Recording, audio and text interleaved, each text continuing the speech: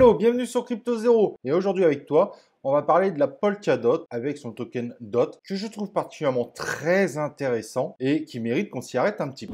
Et si vous voulez nous soutenir, abonnez-vous à cette chaîne YouTube. N'hésitez pas à liker cette vidéo. Et très important, activez les notifications pour nous suivre. On fait plein de vidéos.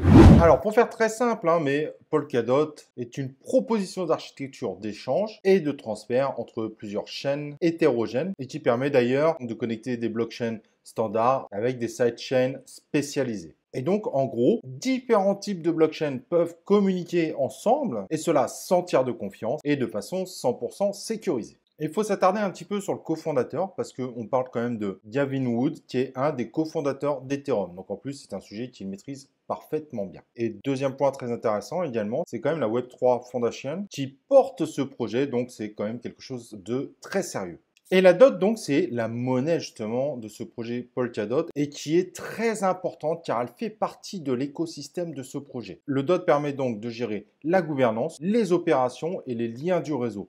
Donc, ce n'est pas juste une monnaie pour représenter un outil, c'est une monnaie qui va avoir un pouvoir de décision sur le projet dans sa globalité. Et c'est ça qui est très, très intéressant. Donc, au final, c'est une monnaie qui a un souci. C'est pour ça que je ne l'avais pas mis dans le top 10 de ma vidéo des meilleurs altcoins, qui a un concept inflationniste possible. Cependant, normalement, c'est les détenteurs du DOT qui doivent valider une éventuelle inflation de celui-ci.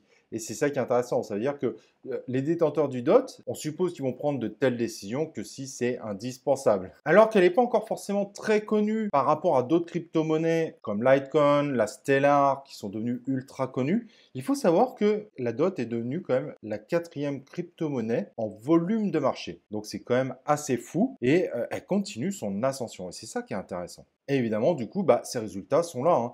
Plus 24% en 24 heures, c'est indéniable, elle continue à monter. Et sur le dernier mois, elle a fait un score plus que raisonnable, même si elle n'a pas atteint les mêmes sommets que d'autres crypto-monnaies, de plus 155%. Cependant, quand on voit son mécanisme global, il y a quand même assez peu de chances au final que cette crypto-monnaie descende, même si rien n'est impossible, mais c'est un projet complet et viable. Les décisions sont prises malgré tout par les détenteurs de la DOT. C'est évidemment une crypto-monnaie qui est récente et elle fait partie des rares crypto-monnaies qui n'a jamais connu de redescente. Il lui est arrivé évidemment de stagner, mais elle n'a jamais chuté. Donc si je ne l'ai pas mis dans le top 10, c'est pour ce côté inflationniste. Mais honnêtement, elle était à la limite de rentrer dedans. Il a fallu faire des choix. Mais honnêtement, c'est une crypto-monnaie en laquelle je crois énormément et qui peut en effet vivre une envolée de folie en 2021. Voilà, j'espère que cet épisode sur la DOT vous a plu. Si vous avez des questions, il y a la zone commentaire, n'hésitez pas. Et on se retrouve dans un prochain épisode de Crypto Zero.